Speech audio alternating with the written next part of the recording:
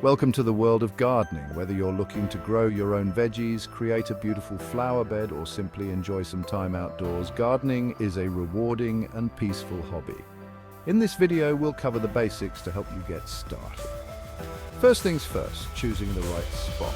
Most plants need plenty of sunlight, so find a spot that gets at least 6 hours of direct sun a day.